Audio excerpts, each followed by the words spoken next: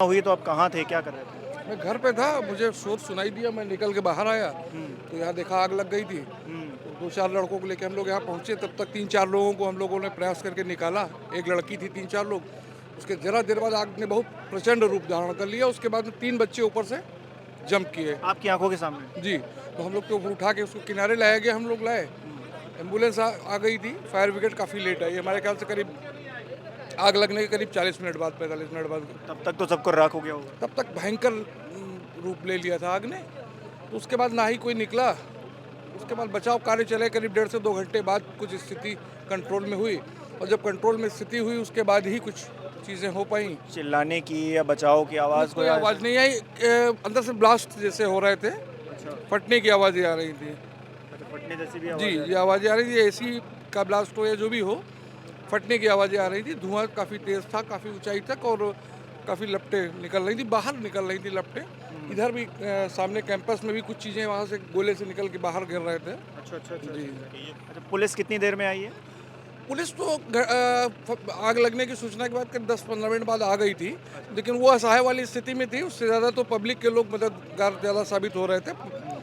Police के लोग तो वो फ़ोन ऑन करने में लगे हुए थे। जो बाकी बच्चे ऊपर से कूदे भी, वो भी जमीन पे ही गिरे होंगे, उनके नीचे ये भी? लोहे की जो ग्रिल आपको दिख रही है सामने, इसी ग्रिल के ऊपर वो गिरे। हाँ, एक बच्चा तो डायरेक्ट इस पे गिरा है। हाँ, बाकी एक अंदर साइड में गिरा था तो थोड़ा सा, लेकिन वो एक्चुअली जो अंदर से आग की लपट थी, तो इसलिए वो आग के जब सामने, तो वो बैलेंस अपना नहीं उतना बना के, जब आराम से कूद रहा हो, जंप कर रहा हो तो अलग बात होती है, तो बैलेंस सही नहीं बना पाए।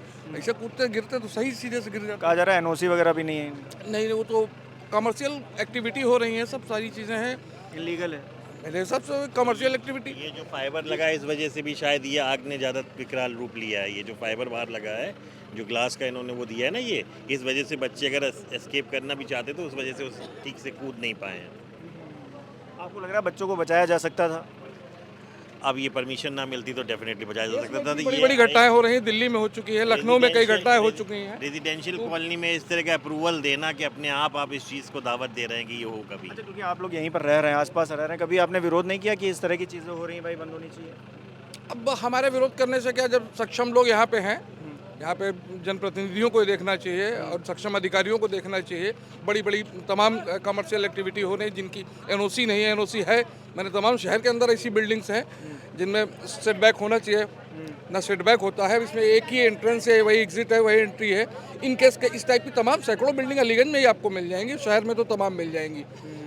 तो वो होता है, खाना पूरी होती है, ये भी घटना 2-3 दिन चलेगी, 2-3 दिन बाद वो भी ठंडे बस्ते में हो जाएगी। जिम्मेदारों पे कार्रवाई होनी चाहिए और सख्त कार्रवाई हो, ताकि नज़ीर बने। तो जो बच्चे नहीं रहे उनको न्याय कैसे मिलेगा फिर? अब उनके लिए तो मुझे कष्ट है, दुख है, अपार कष्ट है।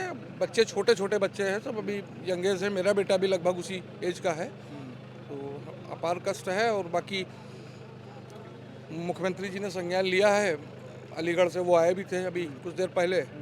अब उन्होंने कहा है, देखिए कहाँ तक क्या न्याय दिलाते हैं। ऐसे तो लेवाना में भी कांड हुआ था अभी 20 साल पहले की घटना का भी न्यायालय ने भी अभी किया है, उसमें भी उन्होंने कोर्ट से रिलीफ ले ली है। तो इसमें कुछ कहा नहीं जा सकता, वो तो सारे सिस्टम में जब गड़बड़ी है, तमाम बिल्डिंगों की एनओसी मिल जाती है, तमाम चीज़ें हो जाती हैं। कैसे होती हैं ये किसी से छिपा नहीं है। रेजिडेंशियल ब्लॉक में इस तरह की कमर्शियल एक्टिविटी जब भी परमिट करते हैं तो एक बिल्डिंग में जैसे बहुत सारी एसी लगाए, अगल बगल वाले रेजिडेंस जो हैं वो भी एसी यूज़ करते हैं। बीच बीच में अगर एक एक दो दो ब्लॉक छोड़ के ऐसी कमर्शियल एक्टिविटी होगी तो वहाँ हीट इंक्रीज़ करेगी, क्योंकि टेम्परेचर राइज कर रहा है। जब हीट इंक्रीज़ करेगी तो बहुत चांसेस हैं कि आपके वायर पिघलेंगे या सारी चीज़ें होंगी, कुछ ना कुछ फायर के चांसेस बहुत ज़्यादा इंक्रीज़ कर जाएंगे। तो ये ऐसी परमिशन सिर्फ अगर कमर्शियल एक्टिविटी की परमिशन कमर्शियल स्पेस जो ऑलरेडी एलडीए या आवास विकास ने बनाए हैं उनमें देनी चाहिए। ये बीच के रेजिडेंस में कमर्शियल एक्टिविटी की परमिशन बिल्कुल सरकार को बंद कर देनी चाहिए, अगर उनको नागरिकों की जान की सुरक्षा की चिंता ज़रा भी है। ये सबसे इम्पोर्टेंट बात। मैं ये कहना चाहता हूँ कि जैसे घटना तो हो गई, दुख बहुत ज़्यादा है, लेकिन सरकार को इस चीज़ पे भी, नगर निगम को विचार करना चाहिए कि अगर कोई भी कमर्शियल प्लॉट है, स्कूल है, कॉलेज है, डिग्री कॉलेज है, अगर एग्जिट गेट है तो उसका इमरजेंसी में एग्जिट गेट हो, एंट्री गेट है तो एग्जिट गेट होना चाहिए। हाँ, बिल्कुल होना चाहिए, क्योंकि अगर यहाँ पे बच्चे, अगर जो भी हाथाहाथ हुआ है, जो भी घटना घटी है, तो सिर्फ एक ही गेट की वजह से हुआ। अगर इसमें एग्जिट गेट होता तो सारे बच्चे हमारे सेफ हो सकते हैं, बिल्कुल हो सकते हैं। ये है कि फायर की जो गाड़ी है वो उसके चारों तरफ राउंड ले सके, उस कमर्शियल जगह पे एक्टिविटी अप्रूवल की दी जाती है, लेकिन यहाँ पे ये है नहीं। इस पे गवर्नमेंट को और नगर निगम को खास करके आने वाले फ्यूचर में ऐसी घटना ना हो, इस पे विशेष स्तर के ध्यान देना पड़ेगा। सर मुझे पता चला कि यहाँ पे जो भी एसी का प्रॉब्लम था, शायद एसी कूलिंग कम करती थी, चाहे उसका वोल्टेज शायद डाउन था, तो इन चीज़ों को खास करके अप्रियंस पहले देना चाहिए, प्योरिटी पहले रखनी चाहिए कि भविष्य में ऐसी घटना ना घटे। और हर एक संस्थान में एग्जिट गेट जरूर होना चाहिए इमरजेंसी में, मेरी ये धारणा है। कितने स्क्वायर फीट के हिसाब से कितने एसी यूज़ कर रहे हैं, कितने एसी लगा रहे हैं, कितनी कमर्शियल एक्टिविटीज़ ऊपर तक चल रही हैं, इस सब का एक कैलकुलेशन होने के बाद उस बिल्डिंग का अप्रूवल होना चाहिए। अब आप सेम बिल्डिंग है, आप 4 ऑफिस खोले हैं, आप 40 एसी लगा देंगे, क्या होगा उसमें? किसी बिल्डिंग में 4 एसी लगे हों, किसी में 40 लगे हों, यही डिफरेंस हो। बगल में सट की बिल्डिंग बनी है, गाड़ी जा नहीं सकती।